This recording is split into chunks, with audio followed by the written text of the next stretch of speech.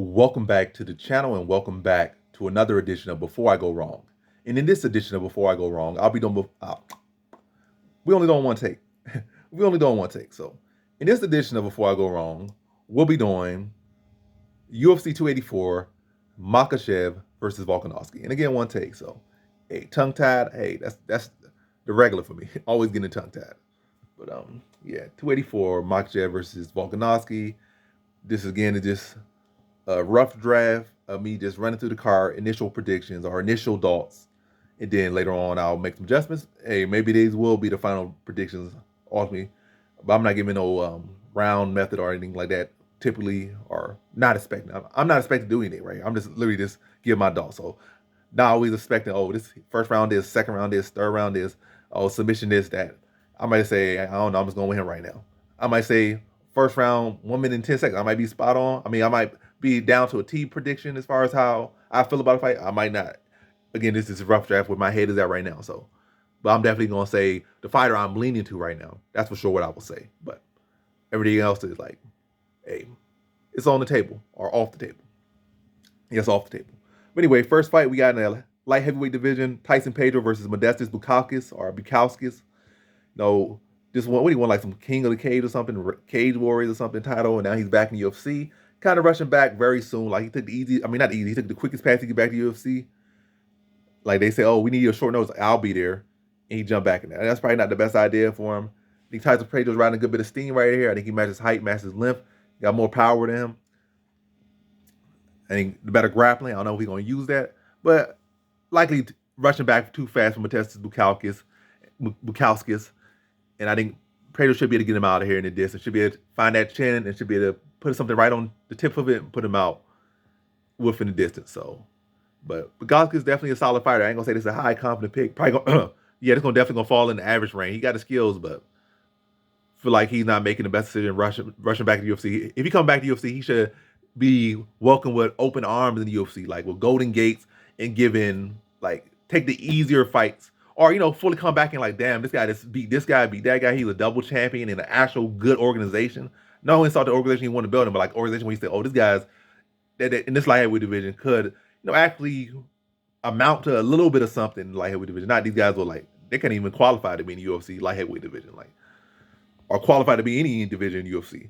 That's what I'm saying. Like, be some guys like that, actually come back or just come back and take very easy fights and get like 2-3 wins instead of coming back and fighting a guy that's at your skill or better, and then coming in on short notice, not even a full camp. I mean, you probably just coming off a fight, but you're coming off a fight. This guy coming off a camp, so he's trained and fresher than you for this moment where you coming off taking damage and stuff. Anywho, so next one we got in the featherweight division: Zubaira Tukhugov versus Elvis Brenner, and I gotta go Zubaira Tukhugov. Like, he should be able to win this fight everywhere, and most likely it's gonna lock him up, hold him, shut down his BJJ, beat him to a decision. I don't think Tukhugov with that much of a finisher for the most part. He does have his moments where he finishes people, but probably be another kind of boring decision, like, but clear, boring decision for Zubaira Tukhugov is all I see in that one. Now to our next fight we have in the lightweight division: Jamie Mullarkey versus Francis Prado. It'll probably be a exciting fight, but I just think Jamie Mullarkey's got too much experience, still, right in his prime, still showing improvements, and I think he should be able to beat Prado everywhere this fight takes place. And maybe even get like a late stoppage, like a third round stoppage. Like, I think Prado come in kind of on short notice, so he ain't gonna. Matter of fact, I think second round, like, really that sweet spot for people coming in on short notice versus guys that are just more experienced and better than them is right now.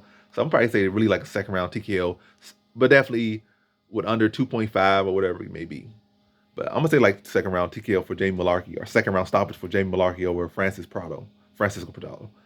It ain't no max bet, but if the odds are good, definitely something to consider.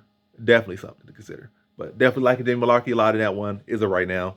Again, just rough draft predictions, initial predictions, before they're revised or I see things further, but not the final prediction. The next fight we have in the featherweight division: Blake Builder or Bowder versus Shane Young. And Shane Young is like a slight favorite right now. I don't understand it. He's probably one of the most disappointing people at City Kickboxing, if he's even still there. And a little bit of time I did see his grappling, I was far from impressed. I feel like Blake Builder should be able to hold his own on the feet, gain his respect on the feet, and I feel like he can definitely dominate on the ground. I don't feel like Shane Young, as far as people think, oh, he's at City Kickboxing, his striking is this, his striking is that. His striking has never super impressed me, to be honest, at all. Like, never done that. So, and his grappling has been very much a question mark in times. I mean, his teammate Volkanovski, our future teammate Volkanovski, destroyed him on the ground, and Volkanovski obviously at a different level. But I like Blake Bowder here, especially as a dog, to beat Shane Young, and probably within the distance via submission. Like, makes him on the feet, to be able to find the opportunity, get it to the mat, and just thrive, dominate, and just really wear him down, maybe tap him out like a second round submission for Bowder after, set him up, get him down, drag him down, wear him down, and then tap him out like second round. So in this one, I got Blake Bowder via second round submission. It's a dog, very good pick. Very, very good pick. Regardless, a very good pick. But as a dog, a very good pick. Like, why are you leaning Shane Young? Just because of affiliation? Because it definitely, from what his career has shown. Now to our next fight, we have in the women's strawweight division, Loma Lukbanmi versus Elise Reed. And how I see this one right here is I'm going Loma Lukbanmi. It's just like, Elise Reed, it's not like she's this grappler. She's going to try to take her down. And if she did, she's not the best at that. Anyway, it'd be a waste of time. If I end up with her getting mixed up even more, trying to close that gap, and probably getting put in a plum, kneed up, elbowed up, and then probably get finished. But I see her getting outworked, now struck, and is controlled by the better striker. Loma Lukbanmi is definitely shorter and tighter than everyone. At least Reed will have some good height and length on her, but I don't think it's going to help her much. I just think she's going to get striker versus striker, and one striker just on a different level, and it's going to get mixed up to a decision. I think at least Reed will get mixed up to a decision. So definitely probably like a high confidence for Loma Lukbanmi in that one to beat Elise Reed. Now to our next fight, we have in the flyweight division, Clayson Rodriguez versus Shannon Ross, and I gotta go Clayson Rodriguez right here. I just think he's just the more rounded fighter. I think he can win this fight on the feet. I think he can win this fight on the ground, and I think he could potentially win in the distance. Matter of fact, what I say in the distance, I don't know. That's to be determined, but I can't really see this fight going anywhere but for Clayson Rodriguez to get his hand raised in this one. Like I said, whether it be through the grappling, through the striking, or all together, and I think it will be all together. I think he'll fight a full, complete fight, and it's really dictate the pace of this fight from like start to finish for against Shannon Ross, whether it be in the distance or to a decision. I think he'll set the tone, and I think he'll maintain that tone and control that tone throughout. Now to our next fight, we got in the featherweight division, Joshua Kulibau versus Melsik Bagdasaryan. And I think the first time I seen Kulibau, I don't forget who he was fighting. I forget who he was fighting, but I definitely know it was a case where he got controlled heavily in the loss. I think with short notice, we got control heavily. I feel like Melsik Bagdasaryan can hold his own with Kulibau on the feet, and I definitely think he can mix up and take him to the mat, potentially tap him out. Again, as I think his case, he's a more rounded fighter. He can hold his own on the feet or beat him on the feet, and he could definitely dominate him in the grappling. And yeah, just overall the better fighter, just as simple as that. And another high confident pick. And this probably, matter of fact, this will be my final pick. I don't think it's shifting unless Melsik Bagdasaryan gets staph infection or loses a leg or something, loses an eyeball or something. And I'm not trying to jinx it or nothing. Unless something crazy happens or something big and significant happen to change that, this is definitely probably a pick stand the same, like high confident. I don't think it's going to be locked, but definitely a pick that's probably going to stay high confident and not shifting, already set in stone, Melsik Bagdasaryan to win. The thing it is, like, will he win in the distance or will it be a decision? That's where I'm kind of at. But who winning? I already know who winning. Now to our next fight, we have in the featherweight division, Jack Jenkins. Yeah, Jack Jenkins versus Don Shyness. And with this one, I think Jack Jenkins is the more polished overall fighter. I feel like he can keep us on the feet. That ain't on the feet, he's just a much sharper fighter. I feel like Don Shyness, he ain't the most technical striker. He's just aggressive. Matter of fact, he's not the most technical fighter in general. He's just aggressive. He's going to try to stay in your face. And Jack Jenkins is going to more than accept that and be able to land clean counters and just be the more technical fighter and just walk him the shots, tag him up, then probably put him on the back foot and put him away. Probably like a second round TKO for Jack Jenkins. So yeah, and this one, Jack Jenkins, in the distance, or you can say, is a right now second round. Maybe it'll shift to first, maybe shift to third, maybe it'll be a decision, but anywho, I got Jack Jenkins in the distance, is a right now. At let's say average confidence. Like he's still debuting. I feel pretty confident, but I gotta just lean average confidence because it's not like Jack Jenkins had like 5 fights in the UFC and like, I've been following this guy since the start of his career, like, or I've been in the gym with this guy. I know where he's at. Because people could come in, show one thing in one fight or show things in other fights. But when you're in the UFC and you start really seeing those fights stack up, you start to see who they truly are, like how they're holding up in the UFC, how they handle this guy and handle this style. Yeah, but right now, average confidence. Jack Jenkins. Now to our next fight, we have in the welterweight division, Randy Brown versus Jack Della Maddalena. And Randy Brown really disappointed me. That should have been one of his come-out performances against Ronaldo, but it was a lackluster performance there. In reality, he could have lost. If he lost, nobody would have been saying like, "Oh my God, that was a robbery." They would have said like, "That's you. That's on you, man." Like, how you fighting a 49-year-old lightweight and you fighting him so close? This is in a fight you should have picked him. Matter of fact, the fight, I think most of the fight took place on the feet, and it was still close. And Ronaldo is a world champion. I think with like a Muay Thai or some champion. But he got a striking background, but still, Randy Brown had like a whole foot of height and reach on him, and a whole like decade of youth on him or something. So he should have just went out there and probably stopped him and looked real good out there, but looked less than stellar. Where Jack Della Maddalena has been doing what he needs to be doing every single fight in the UFC, been putting guys away, looking solid, looking clean. And he's coming with steam. I feel like Randy Brown, even though he's riding like a 2 or 3 fight winning streak, I feel like his steam isn't the best. So I gotta go Jack Della Maddalena here. I'm probably gonna go average or high confidence to win this one. I know how skilled Randy Brown is, how skilled he is, how talented he is, but it's like he still has never really measured up to that talent. So again, what is talent if you're not really maximizing it or it's not really coming to fruition? And Jack Della Maddalena has been looking the part. He's fresh in the UFC, so I'm gonna probably still lean average confidence because again, still fresh to UFC. He had his steam. Then the guy that's been around, come in hungry, probably feel slighted. Like, I've been in this, I'm one of the better strikers and this and that. And show up for him, get up for him. But all that been said, momentum on Della Maddalena's side. He has power to shift the course of this fight. And I think better momentum, more power, and Brown not coming off the best performance. And in a fight that could potentially be close if needed, Maddalena has that X factor where like that power that can shift the narrative of the fight, where Brown most likely gonna rely on just out striking him and out pointing him to a decision. So, and coming off a fight we struggled with a lightweight, a 49-year-old lightweight. Can't really get behind him there, but still got to respect his skills and his talent. That's why it's like average confidence, Della Maddalena, and that's not changing. It's probably gonna be average confidence, Jack Della Maddalena. That's probably gonna be a sealed prediction. I'm probably say decision. So Jack Della Maddalena via decision at average confidence. Now to our next fight, we have in the light heavyweight division, Jimmy Crute versus Alonzo Menifield. And in this one, I had to go Alonzo Menifield, low confidence to beat Jimmy Crute. I feel like Alonzo Menifield has been showing me improvements. Jimmy Crute has not really been showing me anything. I think he has leg toward one fight, got knocked out by Jamal Hill the other fight. And he hasn't really been showing me evolution. I've been seeing evolution from, I've been saying like him plateau, whereas Alonzo Menifield, I've been saying his grappling improve, I've seen his wrestling improve, I've seen his logic, his fight IQ improve, where like again, Crute been stationary. And I feel like Menifield has the wrestling defense, like he has those good hips to stuff to take down the Crute. And I feel like on the feet, he's evolving more as a fighter. And I feel like he could put some power on Crute's chin and put him out. So right now I'm going Alonzo Menifield in the distance, like low confidence Alonzo Menifield in the distance, maybe first, maybe second. But as of right now, Alonzo Menifield in the distance at low confidence. Yeah, now to our next fight. We have in the heavyweight division, Justin Tafa versus Parker Porter. In this fight, I'm going to go probably low confidence as well. Justin Tafa to beat Parker Porter.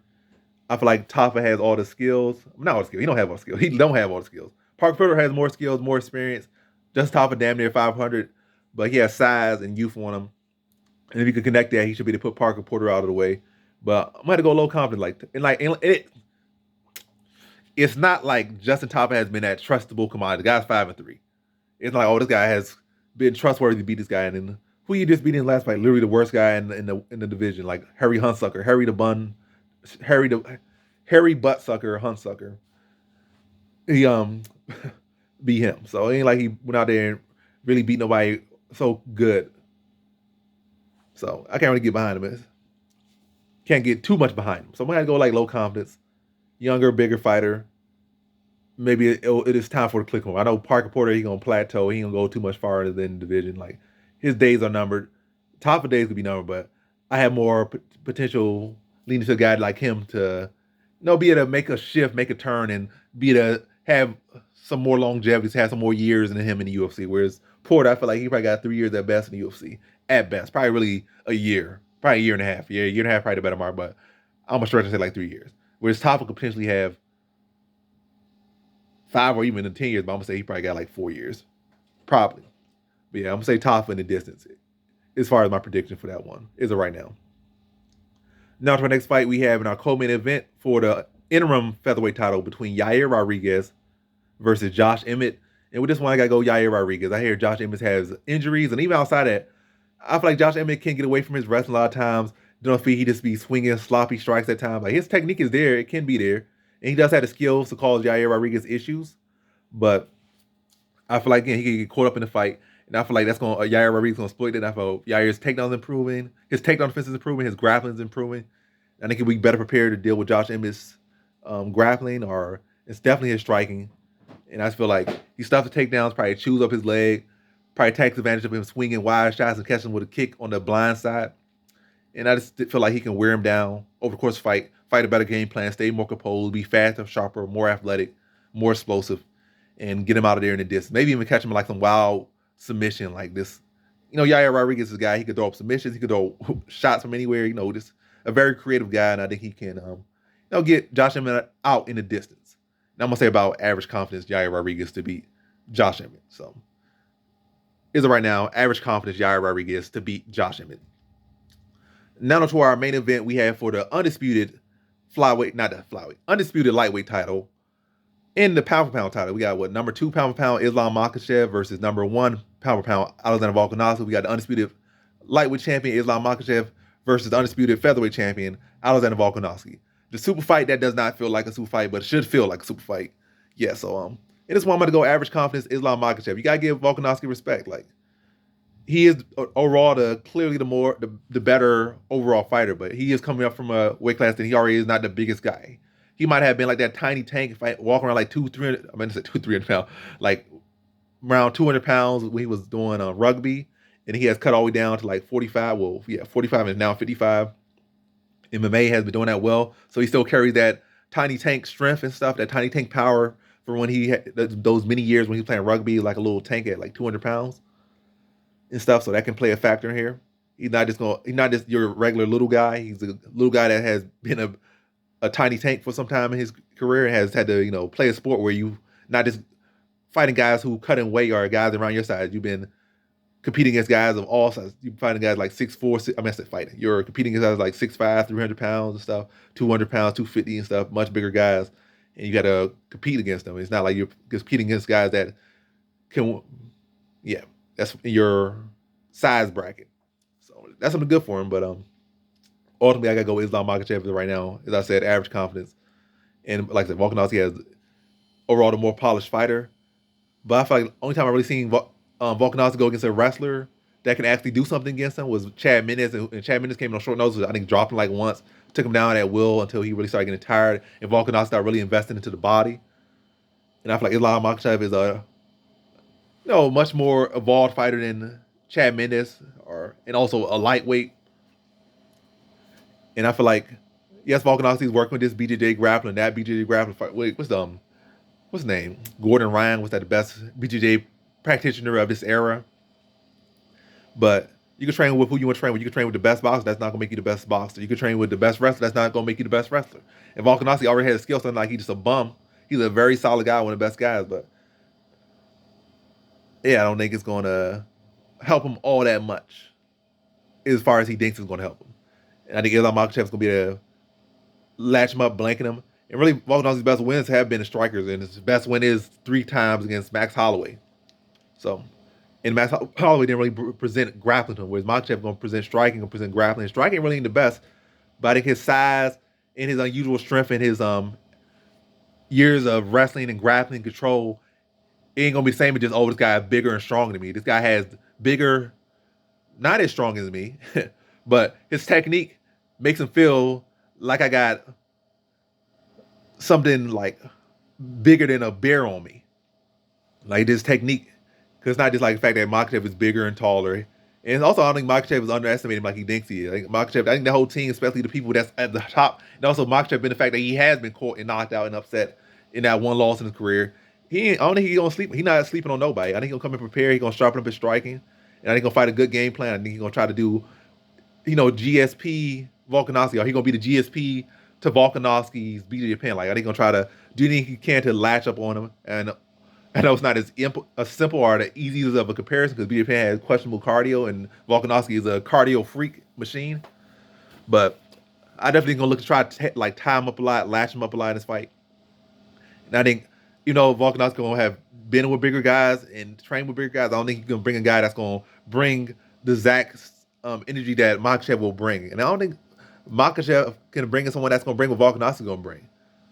I feel like he could bring in like a poor example, but I guess maybe better than what Volkanovski could bring. Cause I feel like you gotta go to Dagestan or you gotta go to AKA for a little bit to kind of rub shoulders with these guys a little bit to, get a better example, or maybe even go to the UFC. I say UFC, UFC. I combine USA and UFC, and maybe train with the Olympic wrestling team or something like that. But either way, I feel like the size is gonna be an issue, and then also the size combined with that grappling, that control. I just feel like Volkanovski, he's training with Gordon Ryan and training with this person, training with that. It's just not gonna be the same. But definitely got a good fighting chance in this one. Definitely should not be slept on. But as of right now, I gotta go Islam Makhachev. I think his size and his grappling and his control just gonna be too much. But it's gonna be a very competitive fight. But yeah, very competitive, very close fight. Whether it be in the distance or not, I'm not sure just yet. But as of right now, I gotta go average confidence Islam Makhachev to win. So in this one, I have Islam Makhachev via average confidence. So that's the video. Thanks for watching. Again, leave your thoughts in the comment section below. Let me know how you feel about these fights. Let me know if you got anything interesting about these fights that you know. Or just like show some love, show some hate. Like those comments, like the comment section down. Well, down below, light that comment section up. Light it up with anger, love, hatred, envy, whatever you want to do in that comment section. Support. What do you want to do? Your own picks down below. What do you want to do? Whatever you want to do. Light that comment section up down below. And that's the video. Thanks for watching. Like, comment, subscribe, and come back for more videos. Peace.